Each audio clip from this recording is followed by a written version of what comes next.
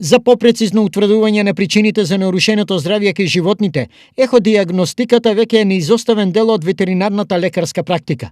Што со овој метод се диагностицира кај добитокот, а што кај домашните миленици? Се прави еходиагностика со цел да се утврди бременоста на самите животни, исто така дали имат некои патолошки ситуации, како например одредени цисти на јајниците. Потоа кај кучињата и кај мачките исто така се применува овој метод со цел да се диагностицира одредени гинеколошки проблеми.